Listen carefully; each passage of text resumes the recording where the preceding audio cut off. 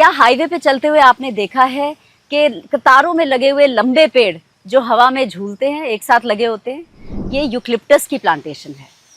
Eucalyptus को अक्सर चमत्कारी पेड़ माना जाता है क्योंकि ये जल्दी उगता है और आपको जल्दी से पैसा और मुनाफा देता है। पर इस वीडियो में आज समझते हैं कि इसकी असली कीमत क्या है। मेरा नाम है मनीषा लाट गुप्ता और मैं एक पर्माकल्चर टीचर हूँ। इस वीडियो में मैं बात करना चाहती हूँ कि यूकलिप्टस के पेड़ हमारे लिए हानिकारक क्यों हैं। पहला कारण ये है कि जो यूकलिप्टस के पेड़ हैं वो हर रोज़ कम से कम 90 से 100 लीटर पानी मांगते हैं। अब आप सोचिए, अगर हज़ारों पेड़ आप एक साथ एक प्लांटेशन में लगा लें और इतना ज़्यादा पानी हर पेड़ को चाहिए तो आपका पानी का स्तर जो है आपकी ज़मीन में वो तो एकदम से गिर जाएगा। यूकलिप्टस की प्लांटेशन के लिए हमारे इलाके में कहते हैं कि ये अपने खेत को तो सूखा कर ही देता है, ये पड़ोसियों के खेत को भी सूखा कर देता है। तो ये सबसे बड़ी प्रॉब्लम है यूकलिप्टस के साथ कि ये हमारी धरती में से पानी चूस रहा है और जो पानी बहुत ही ज़्यादा अब बहुमूल्य हो गया हमारे लिए। दूसरी प्रॉब्लम यूकलिप्टस की ये है, यूकलिप्टस की पत्तियों में एक रसायन होता है जो किसी और पेड़ पौधे को उगने नहीं देता। इसको हम कहते हैं एलेलोपैथी। अब इससे क्या प्रॉब्लम होती है कि कोई भी और पेड़ पौधा इस इलाके में नहीं उग पाता।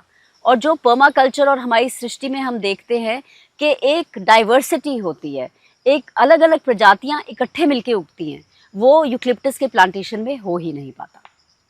तीसरी बात, यूकलिप्टस के जो पत्ते हैं ये मोटे, सख्त और बड़े धीरे धीरे गलते हैं, तो ये ज़मीन पे एक परत बना लेते हैं जिसके कारण नीचे से कोई भी और बीज का अंकुरण नहीं हो पाता। तो यूकलिप्टस की प्लांटेशन में आप देखेंगे सिर्फ यूकलिप्टस ही है और कोई चीज़ है ही नहीं। यूकलिप्टस के पेड़ों में कोई और जीव जंतु रहने नहीं आते, ना इनमें पंछी घोंसला बनाते हैं, ना कोई इसमें जानवर आके रहता है। तो ये बिल्कुल ही एक बेकार पेड़ है एक तरह से, क्योंकि इसमें एक इकोसिस्टम कभी भी बन नहीं पाता।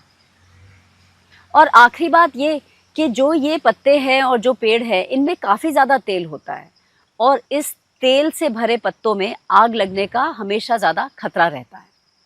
तो आप देखें कि ये जो यूकलिप्टस के पेड़ हैं ये आपको 4-5 साल में कुछ आमदनी ज़रूर देंगे, पर आपका जो खेत है उसके बाद एकदम बंजर हो जाएगा और किसी भी और खेती के लायक रहेगा ही नहीं। मैंने देखा है कि यूकलिप्टस के पेड़ अक्सर वो ज़मींदार लगाते हैं जो शहरों में रहते हैं और उनके पास टाइम नहीं होता अपनी ज़मीन को देखने के लिए। तो वो सोचते हैं यहाँ यूकलिप्टस लगा के हम छोड़ देते हैं, एक दिन लौट के आएंगे तो यूकलिप्टस की प्लांटेशन काट देंगे और वहाँ खेती शुरू कर देंगे। पर मैं आपको सबको बताना चाहती हूँ कि जब आप लौट के आएंगे आपको अपने खेत में कुछ नहीं मिलेगा।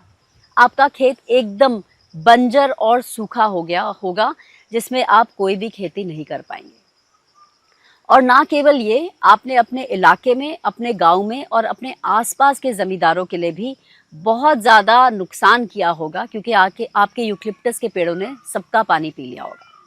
तो यूकलिप्टस की प्लांटेशन का विकल्प क्या है? अगर आपको कुछ पेड़ लगा के छोड़ने ही हैं तो आप कुछ देसी पेड़ लगाइए।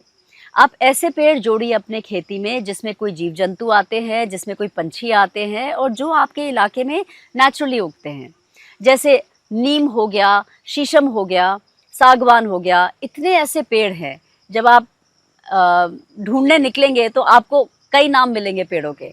इतने ऐसे पेड़ हैं जो आपके इलाके में अच्छे उगते हैं, लकड़ के काम भी आते हैं, दवाइयों के काम आते हैं और फल के काम भी आते हैं। आप प्लांटेशन उन पेड़ों की लगाइए ताकि आपका ज़मीन भी अच्छी होए, आपकी मिट्टी भी अच्छी होए और पर्यावरण को नुकसान भी ना हो। उम्मीद है कि आप अगली बारी यूकलिप्टस की प्लांटेशन लगाने से पहले 10 बारी सोचेंगे। और अगर इस विषय पे आपको कोई भी कमेंट हो या कोई टिप्पणी हो तो आप कमेंट बॉक्स में ज़रूर छोड़िए। आप हमें बताइए कि यूकलिप्टस की जगह आपने क्या और प्लांटेशन लगाई है। अगर आपको इस प्रकार के वीडियो पसंद हैं तो आप हमारे चैनल को सब्सक्राइब करिए और हमारे वीडियो को लाइक ज़रूर करिएगा। मैं आपको अगले वीडियो में फिर मिलूँगी। अभी के लिए इतना ही। नमस्कार।